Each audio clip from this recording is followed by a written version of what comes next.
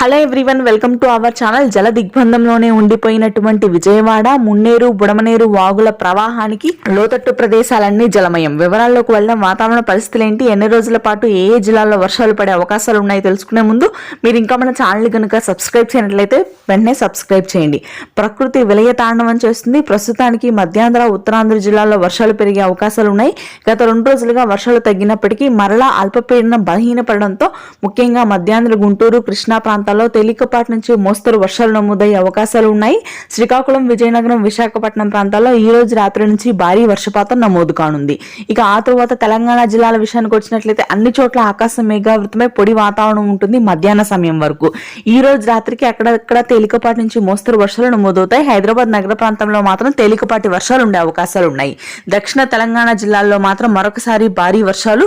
మహబూబ్ నగర్, గద్వాల్, కరీంనగర్ ప్రాంతాల్లో భారీ వర్షాలు కురవగా వరంగల్, కరీంనగర్, యాదాద్రి, జయశంకర్, భూపాల్పల్లి, నాగర్ కర్నూలు ప్రాంతాల్లో చిరుజల్లు, మోస్తరు వర్షాలు ఉంటాయి. ఉత్తర తెలంగాణ జిల్లాలో పొడి వాతావరణం ఉంటుంది. రాయలసీమ వ్యాప్తంగా ఈ రోజు వర్షాలు కురుస్తాయి. కర్నూలు, చిత్తూరు, కడప ప్రాంతాల్లో తేలికపాటి నుంచి మోస్తరు వర్షపాతం నమోదవుతుంది. ఇది ప్రస్తుతానికి ఉన్న వెదర్ అప్డేట్. Thank you.